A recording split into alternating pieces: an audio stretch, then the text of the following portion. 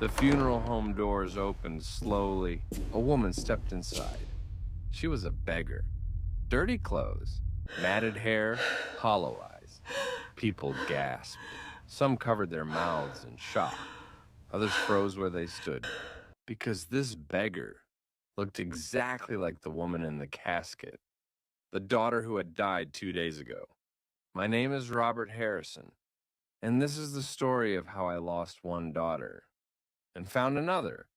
I'm 75 years old. My wife Margaret is 73. 2 days ago, we got the call every parent dreads. Mr. Harrison, I'm so sorry. Your daughter, Melissa. There's been an accident. Just like that. One phone call. And your world ends. Melissa was our oldest daughter. 28 years old. Beautiful. Smart. Kind. She had her mother's eyes and my stubborn streak. She worked hard. Loved her job. Had her whole life ahead of her. Until she didn't. The police said it was quick. A car accident on the highway. She didn't suffer, they promised. But what do they know about suffering? They don't know what it's like to bury your child, to stand beside a casket that should never exist, to feel your heart break into pieces that can never be put back together. The funeral was small. Some colleagues from her work, a few old friends, distant relatives, people who remembered the little girl with pigtails, not the woman she'd become. Margaret and I stood at the front of the room. We greeted people, shook hands, accepted condolences. We did what you're supposed to do. But inside we were screaming. The funeral home smelled of lilies and candle wax. Soft music played in the background. People spoke in hushed tones. Everything felt surreal.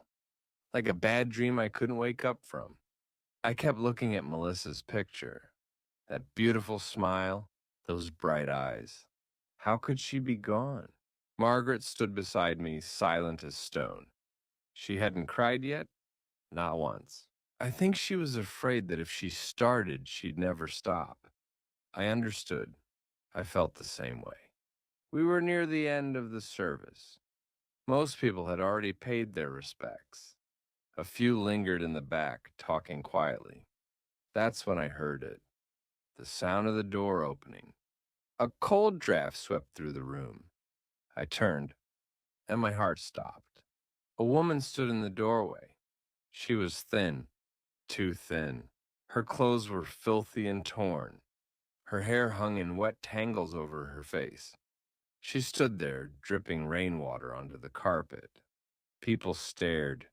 Someone whispered, "Who is that?" But I couldn't speak, because when she lifted her head, when I saw her face, it was Melissa's face. The same eyes, the same nose, the same jawline, every feature identical. My daughter, standing there, alive. But that was impossible. Melissa was dead. She was lying in the casket 20 feet away. My vision blurred. My knees buckled. I grabbed the back of a chair to steady myself. Beside me, Margaret made a sound. A small, broken sound, like something inside her had snapped. The woman didn't move. She just stood there, staring at us. Her lips trembled. Her hands shook. And she was looking right at me. Not at the casket. Not at the flowers. At me. The funeral director stepped forward. "Miss, I'm sorry, but this is a private service." I knew her. The woman's voice was hoarse. Raw. I knew Melissa. The room went silent. Everyone was watching now. I should have said something. Asked her to leave. But I couldn't. Because even her voice sounded like Melissa's. How did you know my daughter? The words came out strangled. She took a step closer. Slowly. Like she was afraid I'd disappear. I met her. On the streets. She helped me. Her eyes filled with tears. She was kind to me when no one else was. Kind. Yes, Melissa had always been kind. Even when others weren't. "What's your name?" I asked. She hesitated. Emma. Emma, I repeated, testing it, trying to make sense of this. She walked to the casket. Everyone watched in silence. I watched. She placed a trembling hand on the wood, closed her eyes, whispered something I couldn't hear. When she turned to leave, I don't know what came over me. Wait, she stopped. Please, stay. After. I don't know why I said it. Maybe I was lonely. Maybe I was desperate. Or maybe somewhere deep down, I wanted to believe the impossible. That somehow, this stranger was connected to Melissa. That through her, I could get my daughter back. After the service, I asked her to come to our house. Margaret looked at me like I was crazy, but she didn't object. We drove home in silence. Emma followed in a taxi we paid for. At the house, Margaret made tea. Emma sat at our kitchen table, wrapped in a blanket. Her hands trembled as she held the cup. Tell me about her, I said. About Melissa. Emma looked down at her tea. She found me one night, outside a shelter. I hadn't eaten in days. She paused. She bought me a meal, sat with me, listened. Her voice cracked. No one listens to people like me. She told me about her parents, Emma continued. My breath caught. She said she loved you very much. Both of you. Margaret's eyes filled with tears. She said she was lucky to have a family that cared. I couldn't hold it in anymore. The tears came, great heaving sobs. Margaret reached across the table and took Emma's hand. And for a moment, it felt like Melissa was there, with us, comforting us. But then I looked closer, really looked at Emma, at the shape of her face, the curve of her ear, and the small birthmark on her wrist. A crescent-shaped mark, just like the one Melissa had. My blood ran cold. Who are you? I whispered. She pulled her hand back. I told you. I'm Emma. No. I stood. My chair scraped against the floor. Who are you, really? She looked at me, and in her eyes I saw something I hadn't seen before. Fear. If you're finding this story moving, please take a moment to like this video and subscribe to our channel. It helps us continue sharing meaningful stories. Thank you. Emma didn't answer right away. She just sat there, shaking. Margaret was frozen across from her. I stood between them, my heart pounding. Please, I said, my voice softer now, tell us the truth. Emma took a shaky breath. My real name. My real name is Emma Harrison. Harrison. Our last name. I'm Melissa's twin sister. The world tilted. That's impossible, I said. Melissa didn't have a twin. Yes, she did. Emma's voice was stronger now, firmer. You just didn't know about me. I sank back into my chair. Margaret's face had gone white. Explain, I said.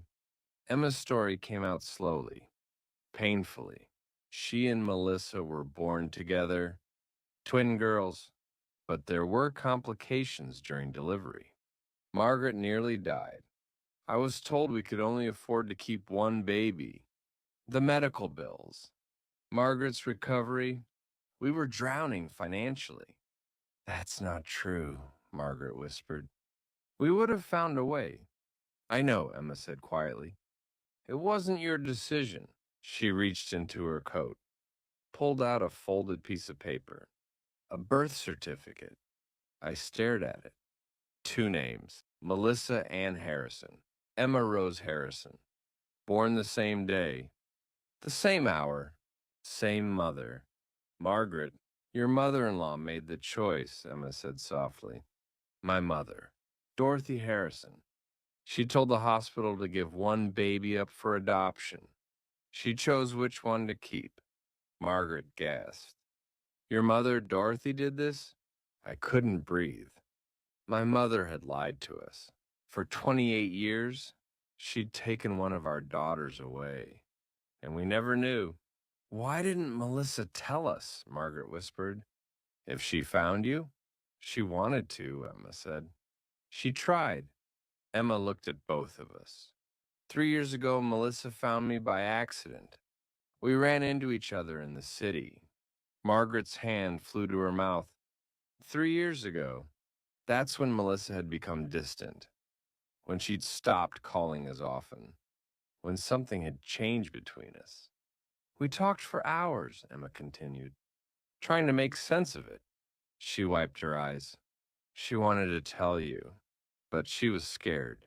Scared you'd blame her for keeping the secret. So she pulled away, I said. Emma nodded. She thought if she could help me first, get me stable off the streets, then she could bring me home. Introduce us properly. Her voice broke, but she ran out of time. I looked at this woman sitting in my kitchen.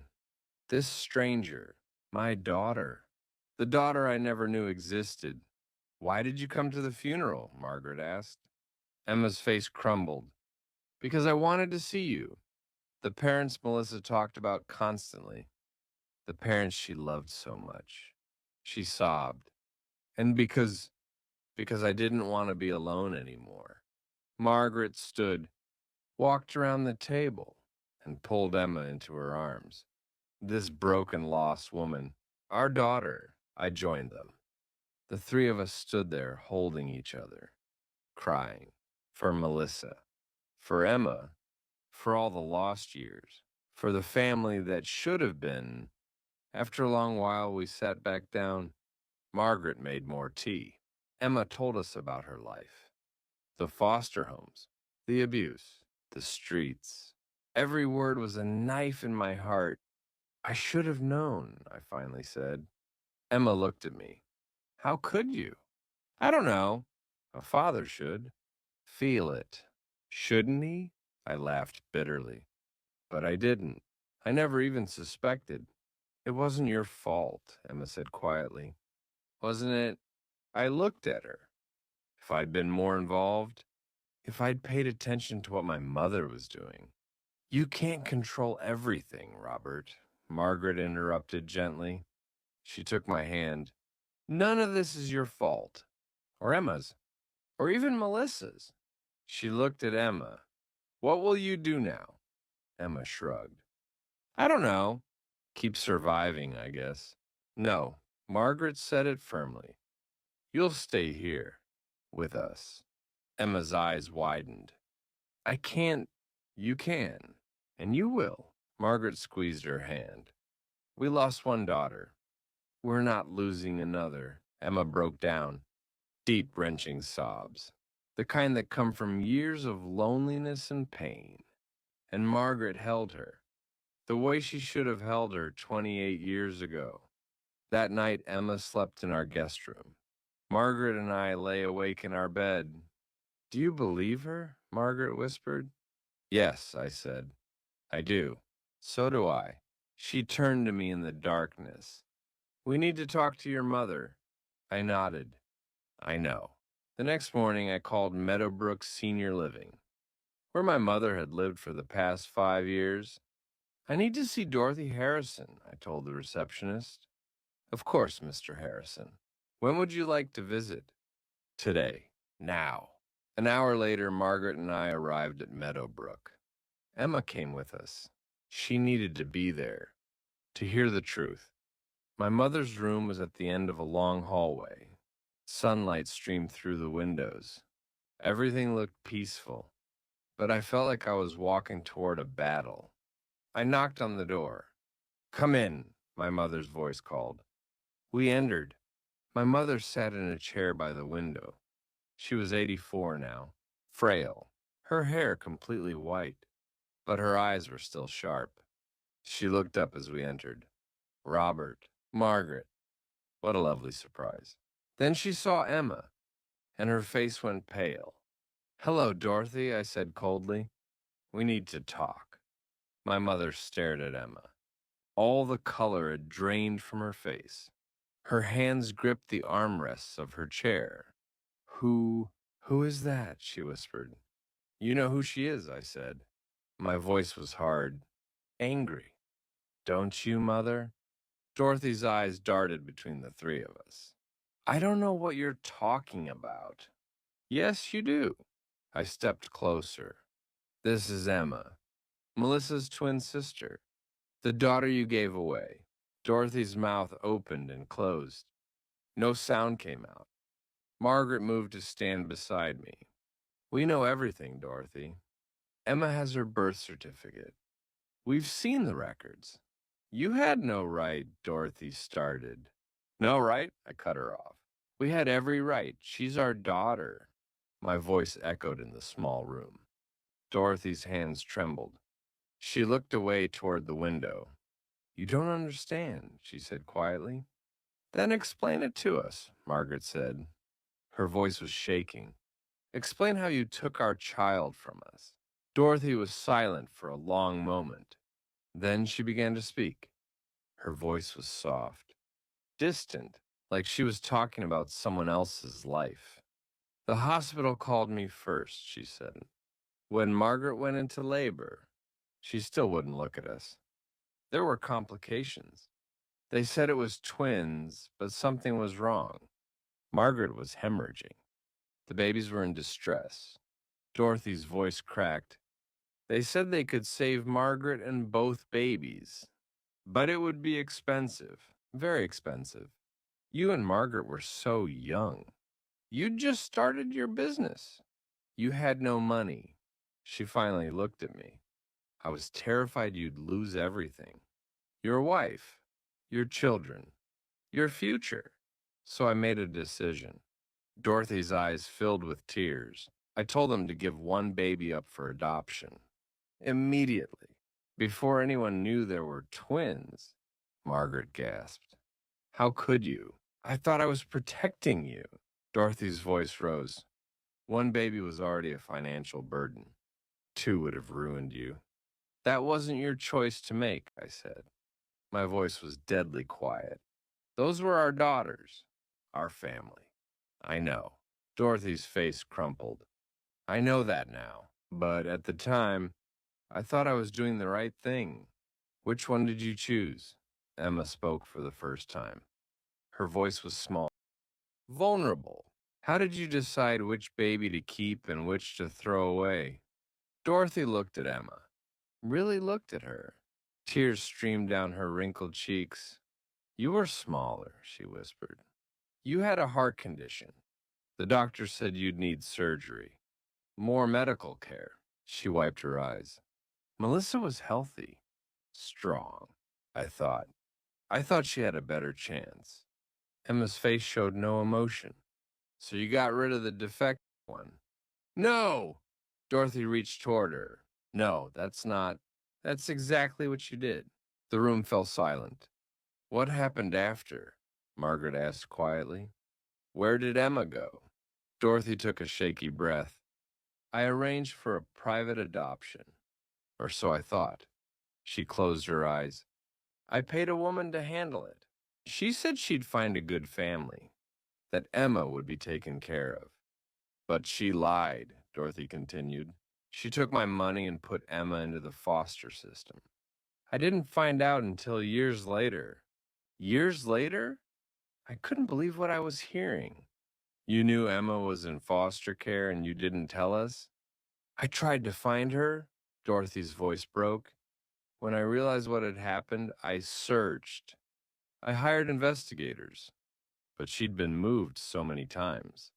Different homes, different names. She sobbed. By the time I found a trail, it went cold. And you and Margaret seemed so happy with Melissa. I thought it was better to let it go. Better for who? Margaret's voice was ice. Better for you, so you wouldn't have to face what you'd done? Dorothy buried her face in her hands. I'm sorry. God help me, I'm so sorry. Emma stood very still. I watched her carefully, worried about how she was handling this. Did Melissa know? Emma asked suddenly. Before she found me, did she know she had a twin? Dorothy shook her head. No, no one knew. I never told anyone. So when Melissa found me 3 years ago, Emma said slowly, when we met by chance on the street, that was the first time she knew I existed. Yes, Emma turned to me and Margaret. She came to see Dorothy. Did you know that? We shook our heads. 2 years ago, Emma continued, Melissa came here. She confronted Dorothy, demanded to know why. She looked at Dorothy.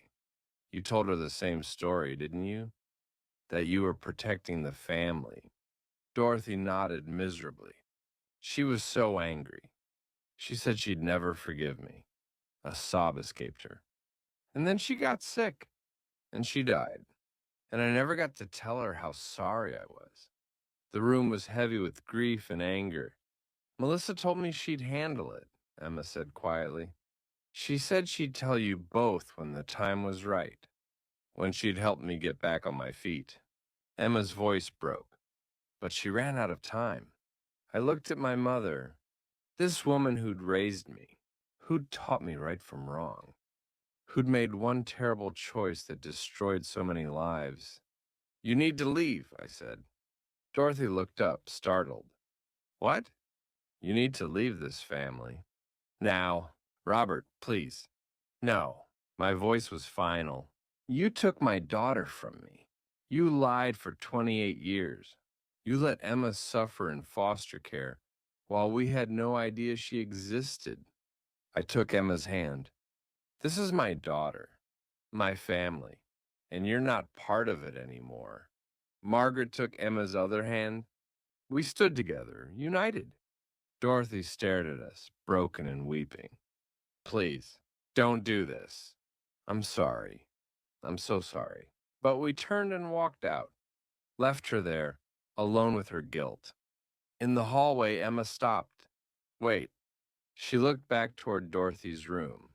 She's still your mother. She made her choice, I said. She chose to take you away from us. Now I'm choosing my daughter. Emma's eyes filled with tears. Thank you. She hugged me tight. Thank you for choosing me. Margaret wrapped her arms around both of us. We stood there in that hallway, a family, finally whole. The first few weeks were hard. Emma wasn't used to living in a house. She'd jump at sudden noises. She'd hoard food in her room. Sometimes she'd wake up screaming from nightmares. But slowly she began to heal. Margaret was patient with her. She'd sit with Emma for hours, just talking about small things, safe things, the weather, recipes, old movies. I helped too, in my own way. I took Emma to doctors, got her medical care. That heart condition Dorothy had mentioned, it was real. Emma needed surgery. We scheduled it immediately. Why are you doing all this? Emma asked one night. We were sitting in the living room, the three of us. Because you're our daughter, Margaret said simply. But you barely know me. We have time, I said. We have all the time in the world now. Emma's surgery was successful. She recovered quickly. Each day she grew stronger, not just physically, but emotionally too. One evening, about 2 months after the funeral, Emma came downstairs dressed nicely. I have something to tell you, she said. Margaret and I exchanged glances. What is it, sweetheart? I want to go back to school, Emma said. Get my GED. Maybe go to college. Her eyes were bright with hope. Melissa told me I should, that I was smart enough. I want to make her proud. Margaret's eyes filled with tears. She would be so proud of you. We'll help you, I said. Whatever you need. Emma enrolled in classes. She studied hard. Every night at the kitchen table, books spread out around her. Sometimes Margaret would sit with her, helping with math. I'd quiz her on history dates. She passed her GED on the first try. Top scores. We took her out to dinner to celebrate. At the restaurant, Emma looked at us across the table. Thank you, she said, for everything. You don't need to thank us, Margaret said. Yes, I do. Emma's voice was firm. You gave me a life, a real life, after years of nothing. She reached across the table and took our hands.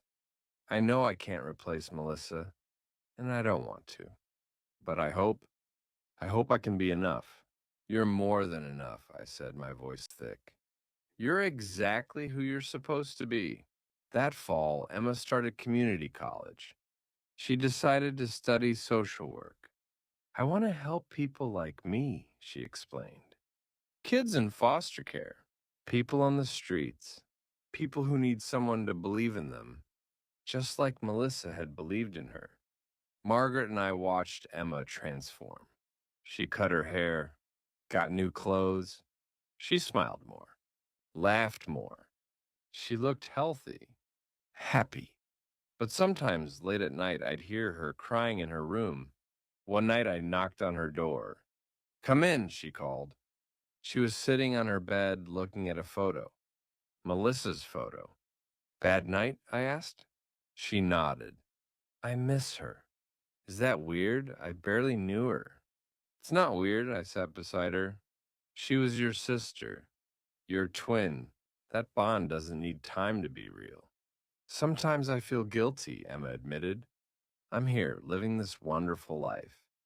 And she's gone. Why did I get to stay and she didn't? Survivor's guilt, I said softly. I understand. I put my arm around her. But Emma, Melissa didn't die so you could live. You're not here instead of her. You're here because of her. What do you mean? She found you. She cared for you. She made sure we'd find you even after she was gone. I squeezed her shoulder. She gave you this life as a gift. Honor it by living it fully, by being happy. That's what she'd want. Emma leaned her head on my shoulder. Okay, she whispered. I'll try. As the year went on, Emma flourished. She made friends at school. She volunteered at a homeless shelter. She even started dating someone, a kind young man named David who treated her well. Margaret and I couldn't have been prouder. But there was one piece of unfinished business, one relationship that still hung over us. My mother, Dorothy, had called several times, left messages, begging to see us, to explain, to apologize properly. I'd ignored everyone. You should talk to her, Margaret said one morning. We were having coffee in the kitchen. Why, she made her choice, and you made yours. But Robert, she's still your mother, and she's not getting any younger. I knew Margaret was right, but I wasn't ready. Not yet. Then one Tuesday afternoon, Meadowbrook called. Mr. Harrison, it's about your mother. My heart sank. What's wrong? She's had a stroke, a severe one.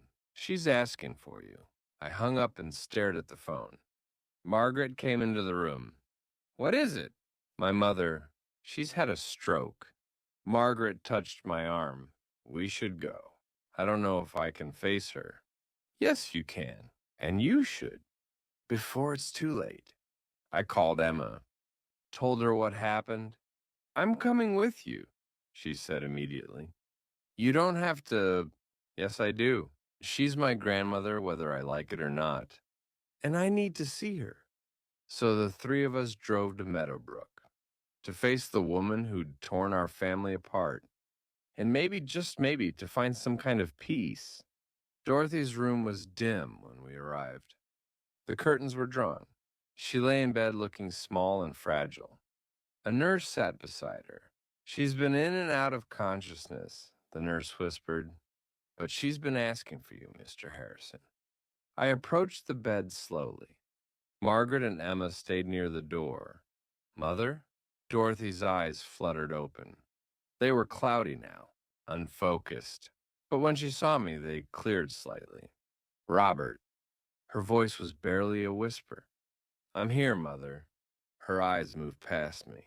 Saw Margaret. Saw Emma. You. You all came? Yes, Margaret said, stepping forward. We're all here. Dorothy's eyes filled with tears. Emma. My beautiful Emma.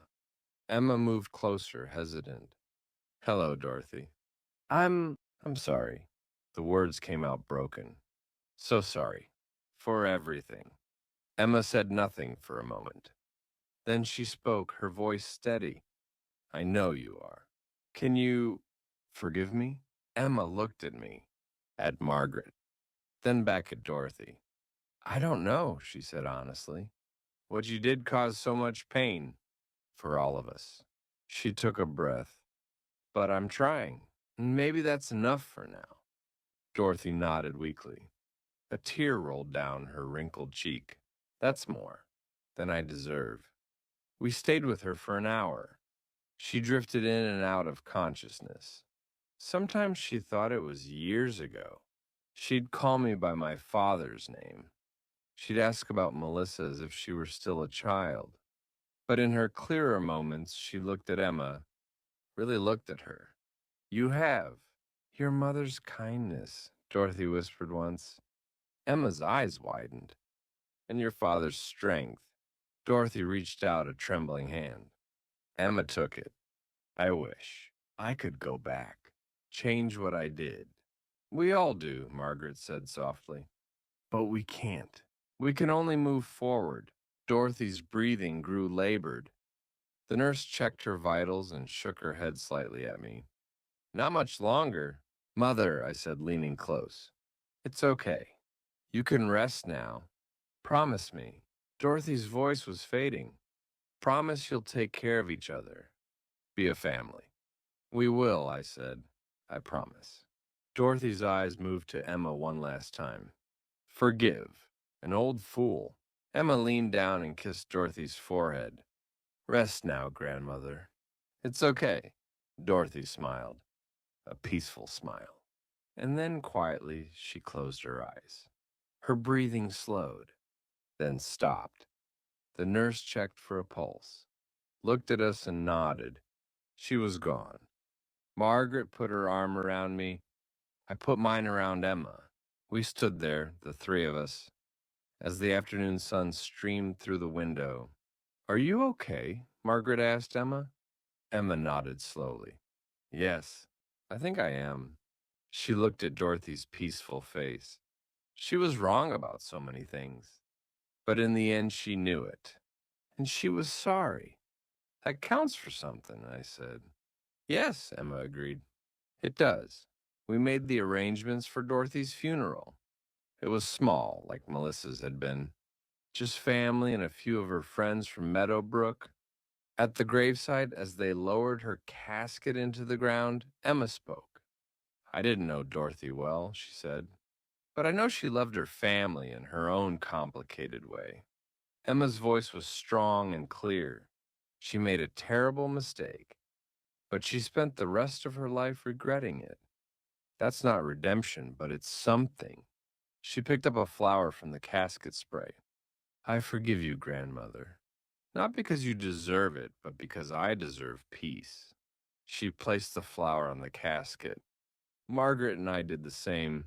After the funeral, we went to visit Melissa's grave. The three of us, like we did every month now. Emma had planted flowers there. Daisies, Melissa's favorite. They were blooming beautifully. Hi, Melissa, Emma said softly. We buried grandmother today. She was sorry in the end. I thought you'd want to know. Margaret knelt and touched the headstone. We miss you, sweetheart, every single day. I stood back, watching my wife and daughter, two of the most important women in my life, one here, one gone. Thank you, Melissa, I said quietly, for bringing Emma home to us. A breeze blew through the cemetery. The daisies swayed, and for a moment I could swear I heard Melissa's laugh on the wind.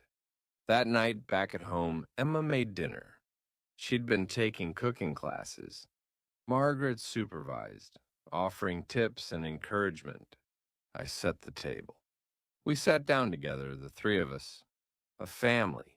Not the family we'd planned to be, but the family we were meant to become. I have news, Emma said as we ate. Margaret and I looked up. I got accepted to the state university, full scholarship for social work. Margaret gasped. Emma, that's wonderful. I'd have to move to the city, Emma said carefully. I know that's far, but nothing, I interrupted. You're going. This is your dream. We're so proud of you, Margaret added, tears in her eyes. Emma smiled. That beautiful smile that looked so much like Melissa's. Thank you for everything, for giving me a chance when you didn't have to. You're our daughter, I said simply. That's what parents do. After dinner, we looked through old photo albums, pictures of Melissa as a baby, as a child, as a young woman. Emma studied each one carefully. I wish I'd known her longer, she said. Me too, Margaret said. But in a way, she's still with us. In you, Emma looked up, surprised. The way you help people, the way you care. That's all, Melissa. Margaret touched Emma's cheek. You're her legacy, her gift to us. Emma's eyes filled with tears. I'll make you proud. Both of you. And her. You already have, I said. That night I stood in the doorway of Emma's room. She was packing for college, humming softly to herself. Emma? She turned. Yeah, Dad.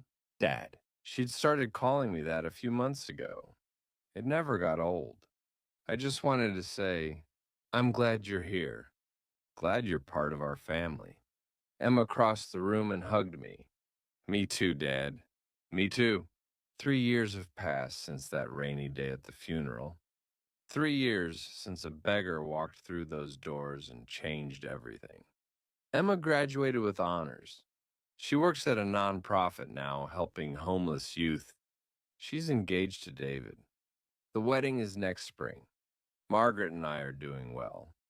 We're older now, slower, but we're happy. We have family dinners every Sunday. Emma comes over with David. Sometimes they bring friends, young people with troubled pasts who need a home-cooked meal and a listening ear.